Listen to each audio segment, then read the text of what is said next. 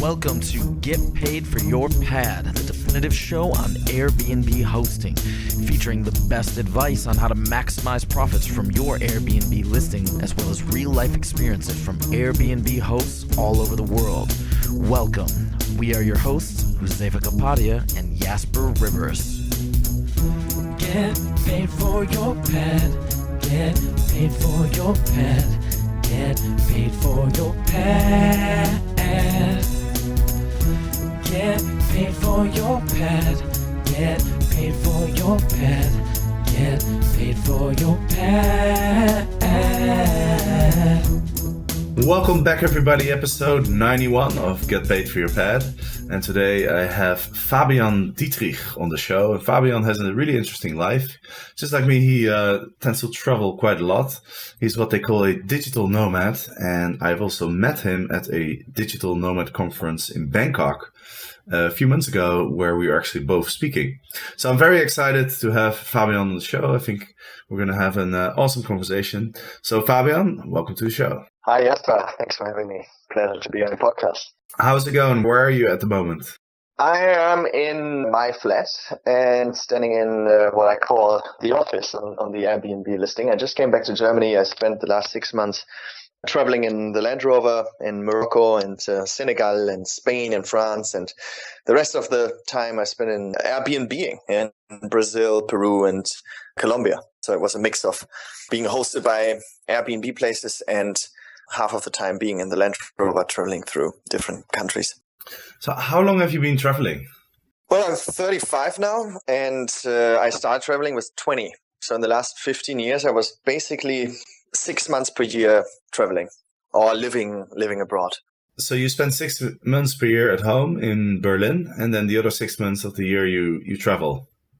Yeah, pretty much. Like when it's winter time in Berlin, then I prefer to be at other places where it's a bit warmer. Yeah, I understand that. You wouldn't like spend the winter in Germany and then go travel in the summer, would you? That would suck. But though I have to say I miss it a little bit. I now had no winter for 3 or 4 years, and I can see the benefit of the winter. You know, when you're staying at home and looking in melancholy out of the window, and you have different thoughts. But I know that if I would spend a whole winter here, which is like 7 months, after a week, I would be like, okay, that's enough. Let's go to where it's warm. The way that you travel is quite interesting. You actually sleep in the Land Rover. Yes. I love it. I mean, I just spent some days in a hotel in Malaga, which was quite a good hotel, and I couldn't sleep there, you know. And then I go into the small Land Rover and I sleep like a king. I just sleep 9 hours. I wake up. I'm totally fresh. I really like this reduced, small, cavey space of the Land Rover. I love to sleep in it. And you have the benefit that you can just drive everywhere. You know, the Land Rover is pretty high, so there's a big gap between the ground and the chassis of the Land Rover. So no matter how big the stones are, you can go there. And what I usually do is I pull out Google Maps, put on the satellite view, and then when let's say I'm in the Andalusian coast in southern Spain, I just see where does it look like small roads going to some abandoned beach, and I just go there and nobody else can come there, not even the police, to chase you away. And that's where I sleep. That's interesting. That's a really interesting way to travel. I have 2 questions for you. Number one, you're talking about the police. Is it legal to just drive anywhere and sleep in your car? I don't know. I never looked into it. I just do it, and I never had any problems so far. I did whole South America from Uruguay to Colombia. I had no single instance where somebody told me to move away. Now I just spent like 2 months in Morocco, Spain, France, even Germany, and nobody told me anything. It might be that in Spain it was the off season, because it's more like, what is it, like April, May, March, where it's not so popular for all these Germans, you know, people from the north going down to spend the winter down there. And that maybe because of that, there's not so much controls as usual, but I had no problems at all. Yeah, I like that approach. It's better to ask for forgiveness than to ask for permission, because otherwise, you never get anything done.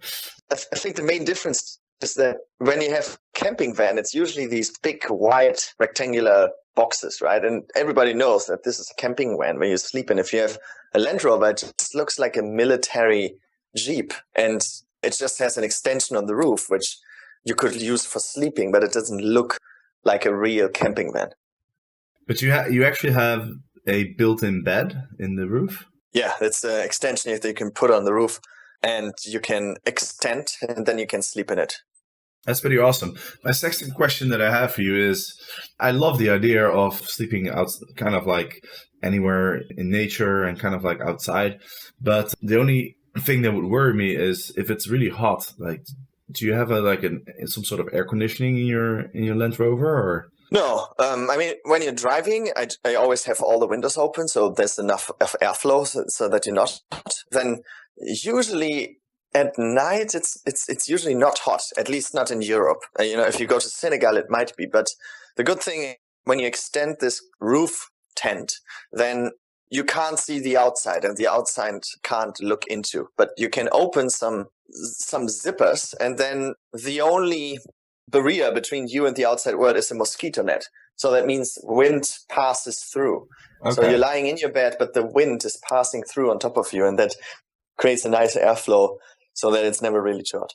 Okay, so you don't get too hot in there. Awesome, man. I love it. So let's talk about Airbnb. You started hosting fairly recently, right? About 6 months ago, you said? Yeah, like 6-7 months ago when I left Berlin, I put the ad online. And what did you do with your apartment before that?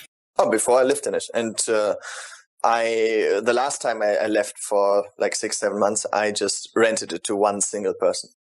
Okay, interesting. How much did you rent it out for before Airbnb?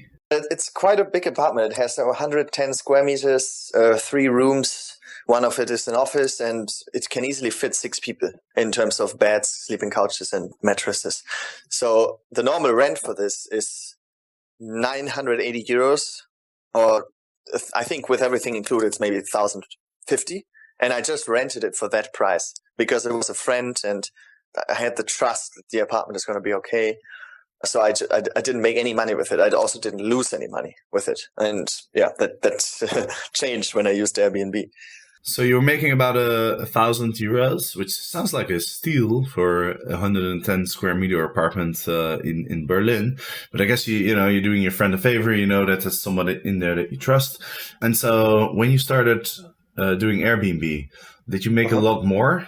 Yes, more than double. I mean, I think the daily price for, let's say, a couple would be 110 euros, and then for each extra person it would be plus 15. So it was nearly always booked by 6 people, because I think that's the advantage of my place, that not many hosts in Berlin have places which can host 6 people. And so if there's a group of 6, they don't have so many options, and then they usually, many take my apartment. So if you do the math, you have the basic price of, I don't know what it was, I think 110 plus 6 times 15. So I think on average I made like 150 euros per night. And in the beginning, it wasn't always rented out, but later when I had a couple of reviews, it was always booked. So in the last months, I think I made 2,600 or 2,700 euros with the flat. That's awesome. How do you manage your listing when you're driving around in Morocco, in some remote area in your Land Rover? How do you manage your listing? I don't have anything to do with it, basically. There's someone I know who, now it's changing because I think the laws are a bit changing since the 1st of May here in Berlin. But before, this person had some sort of business where he was managing, I think, 25 different flats in Berlin in terms of having somebody who delivers the keys, having somebody who comes in when the guest leaves and cleans the sheets and cleans the flat and checks if everything is still there, writes the reviews, does the bookings, explains how to get from the airport to the flat and so on. So I just basically did nothing and had somebody managing the flat and the ad. Okay, so you were using a short-term management company, short-stay management company, I should say. How much did they charge for that, for those services? I think 11%. 11% of everything that came in. Yes. And you didn't have to do anything, not even like accept bookings, communicate, send messages, etc. Right. But it's a friend. I don't know if usually he would charge more, but I think it's usually 13%. Okay, that sounds like a really good deal. So what I've seen is that those companies typically charge between 20 and 30%. Okay. Well, I had a good deal. Yeah, you definitely had a good deal. And what was your experience? Was it good? Yeah, all good in the beginning. Before I left, I was worrying a little bit, like, what should I leave in the apartment? Can I leave my books? Can I leave my stuff? Will people take things away? But everything was cool. So I just came back yesterday, and everything looks in place. I have a whiteboard here, which is full of funny messages from the different guests that were here, and nothing is gone. Everything is like it was before. There were some instances, and this is my main takeaway for next time if I ever do it again, is that in the description I said the neighbors are pretty relaxed, right? Which is true. The neighbors are pretty relaxed. But I think if you're 20 and you're coming from UK to Germany, and especially to Berlin, which is like the nightlife spot, then you read this as, wow, this is a party flat. Let's turn the music on really loud, which happened. So I had 2 or 3 different complaints, especially with this one group of 6 people from London, I think. And that got me worried. So I wanted to stop the ad. But then we changed the description and didn't say the neighbors are pretty relaxed. We said, if you're looking for a party flat, this is not it. And it was still booked. But I think it filtered away those people who were really looking to, not sleep and come back home from the club at 8 a.m. or 6 a.m. and then put the music on full volume. Right. So that helped a lot. And also just briefing the people when they move in to, if you leave to the airport at 4 a.m., don't, take your trolley in the hand and don't make this bam, bam sound on the stairs when you walk down. And please do not put on the music too loud after 10 p.m. and before 8 a.m. And since then, I had no more complaints. I think the main thing was changing the description from neighbors are pretty relaxed to this is not a party flat. Right, yeah, so I hear what you mean. That was a concern for me as well, because Amsterdam is also known as a bit of a party city. So what I did, I decided to focus on couples, because couples tend to party not as much as single people. And so that's really helped me as well. But the other thing I do is I don't always approve every single request. Like if I get a request for, let's say, Friday through Monday, and there's not a lot of information on the profile, I always ask, like, what are you guys looking to do? What's the composition of the group? And if it's like, let's say 4 guys in their late teens or early 20s, then I'm going to be very hesitant to accept that reservation, because I know what they're going to be doing. They're going to be partying. They're going to get wasted. They're going to be smoking weed. And, that's just kind of like a high risk factor. Do you filter your guests at all? Like I know you're not involved really in the managing of your listing, but did you tell the guy that you work with, like, hey, let's not have like a group of young singles in the apartment? Or yeah, in the beginning I was a bit more worried, and then I also checked the request and talked to the person who's managing it to accept it or not. Afterwards, I just didn't want to care about it anymore, and I think at one point we even turned on the instant booking, and it was on until very recently, so there was no control anymore about who's coming.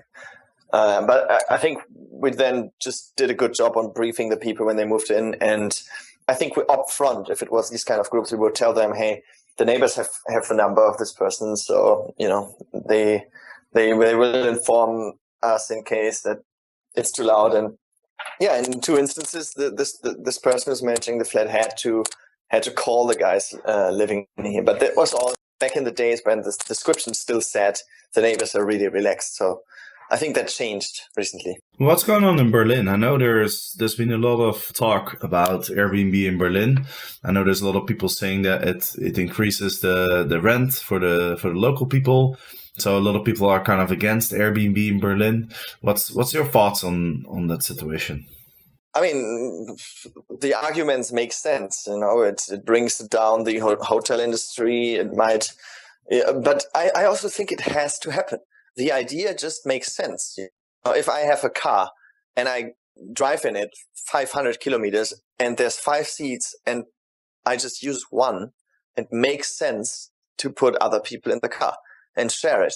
If I have a flat which is empty, but it can host 6 people and it doesn't, it makes sense that it's being used. So I think in general, the idea is great. And it's just the evolution of the shared economy, and it has to go that way. Maybe since it's a little fresh, there's still problems that have to be figured out in the beginning, which is happening right now. But in general, I think these kind of things have to happen, like BlaBlaCar and Airbnb and Uber and all that. It cannot go away because the idea is just great. Now, I can understand the arguments of the hotel industry saying, hey, we're losing so many beds being rented out because of Airbnb. I can understand the arguments of people trying to live in Berlin but having really hard time to find places because there's a lot of people who just rent places and then rent it to tourists as a business. So that all makes sense. I don't know what the right solution is. I think what's currently going on in Berlin is that there's a law which is active since the 1st of May, which says that if you just have an apartment to rent it to people and you're not living in there yourself, then it's not going to be legal anymore. And there's high fines that people assumingly has to pay. So that would be the case of someone maybe buying or renting a flat and just renting it out on a day-by-day basis on Airbnb. I can understand that that's maybe not the desired thing to do for a city. I think in cases like me or you, where we half of the time live in a place and then just go traveling here and there and then rent it out, that's still going to be legal. So I'm not really affected. And even if you live in a place and you just rent it as a shared place, that's also still legal. But I don't know. I don't really have a strong opinion of it. Or if I have, I'm biased because, of course, I like to go on with the Airbnb. But I also understand the other perspective. Yeah, and I also think that, there's only a certain amount of people that visit the city, right? They have to stay somewhere. So I think that we're kind of like in a transitional phase where, before pretty much everyone would stay in a hotel. And now that's shifting towards a lot of people staying in an empty space when somebody else is on holiday or somebody else has a spare room or whatever.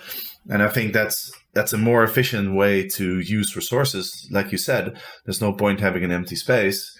But the thing is, during that transitional stage, there's going to be some negative effects for some people, like, for example, the hotel industry. They might, I don't know if they actually sell less rooms. Like, I looked into this in Amsterdam. The hotels in Amsterdam haven't actually sold fewer rooms than the years before.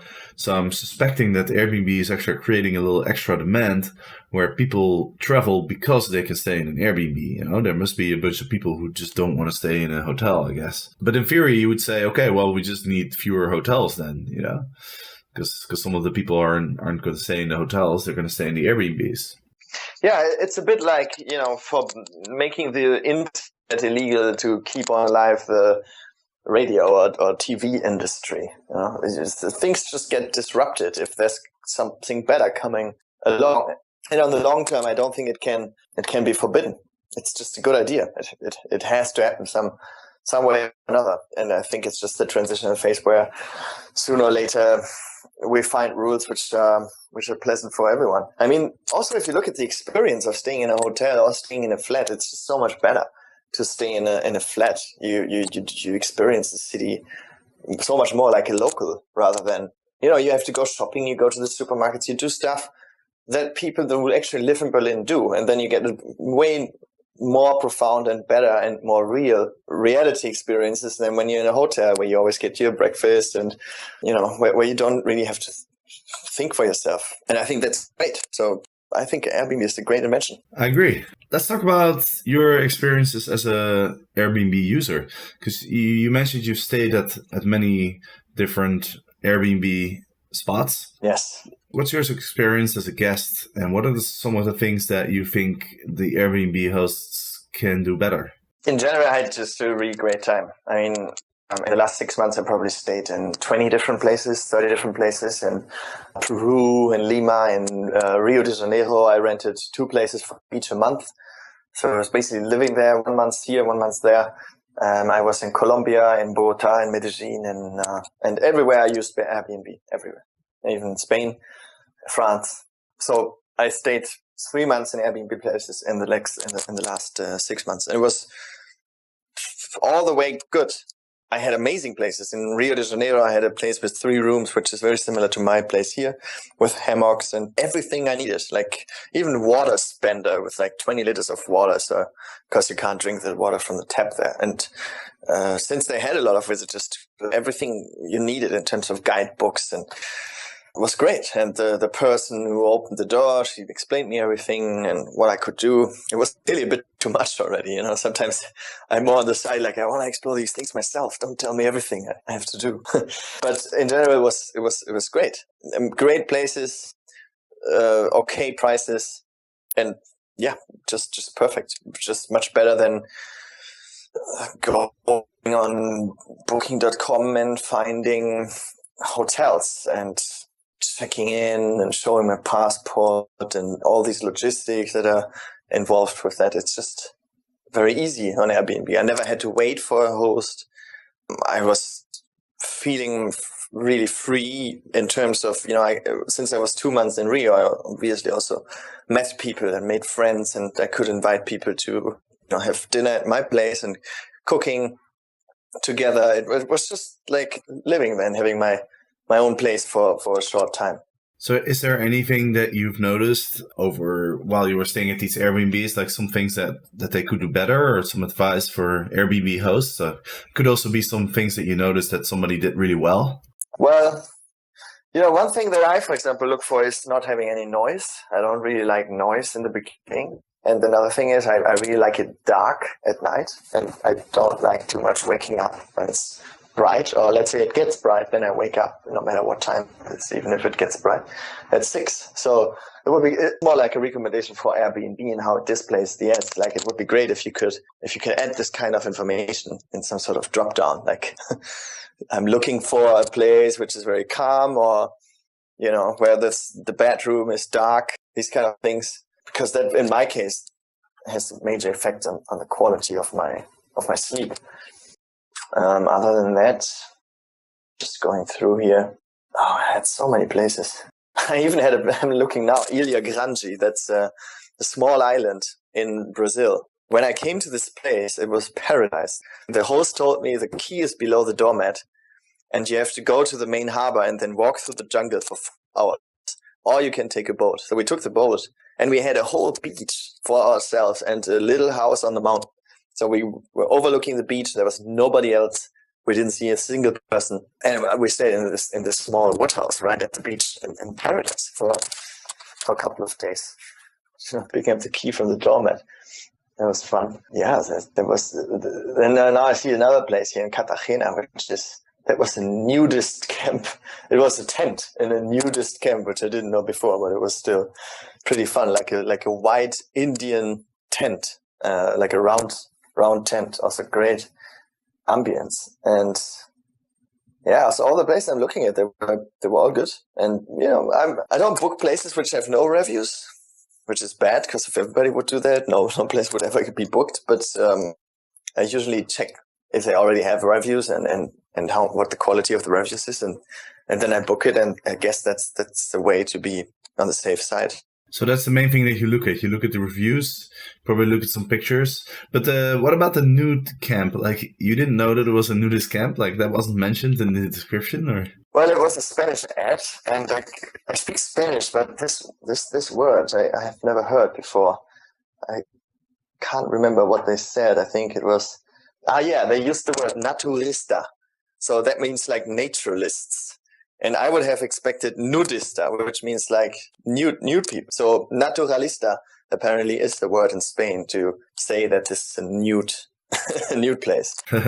That's pretty funny. You probably thought it had something to do with nature. Exactly. It was great.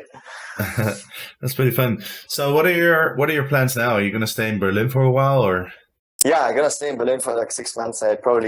Since I have 3 rooms and I only basically use one, I might rent out the other rooms on Airbnb as a shared place, which is still legal.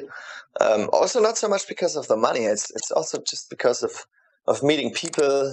I did couch surfing a lot. I had 150 couch surfers in my place where you don't get any money, but I still did it because I like to get this spirit into my place, the spirit of people who are new at a place and are traveling and for me, that's sort of traveling. Even I'm at home because I get this traveling spirit at my home.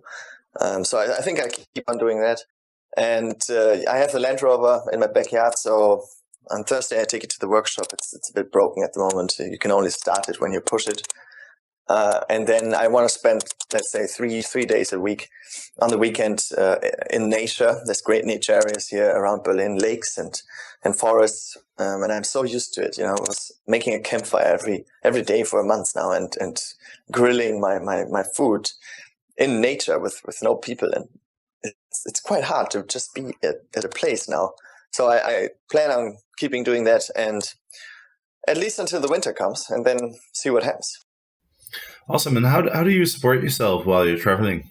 Well, I have an IT company, so I manage I have 2 employees, and they help. I probably am responsible for 60 or 70% of the income, so I also work myself.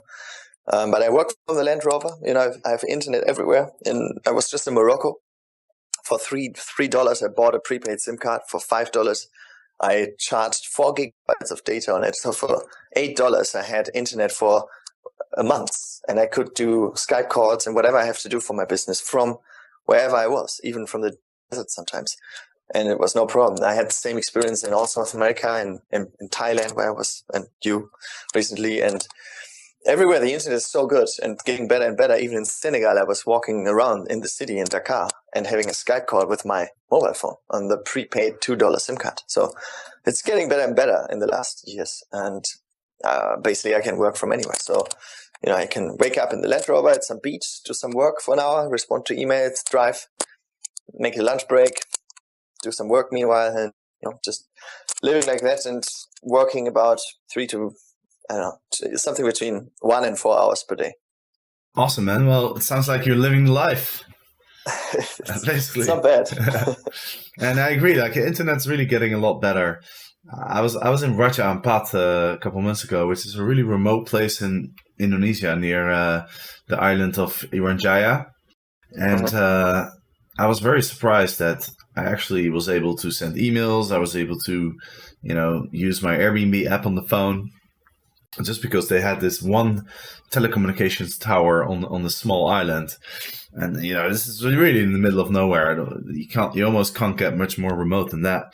So it's definitely improving, and which is great because it makes our lifestyle. It makes it possible, basically. And I've noticed that, more and more people are becoming like digital nomads. There's more and more interest for it. There's several conferences each year now about digital nomads. So I think it's really like a community that's going to grow a lot in the next few years. So that's great. Yeah, and we are right in it. Good times. Exactly. Yeah. Awesome. If people want to find out more about you, do you have a website or where people can go to? Yes, it's a bit complicated to remember. Maybe you can put it into the show notes, but it's fabiandittrich.com.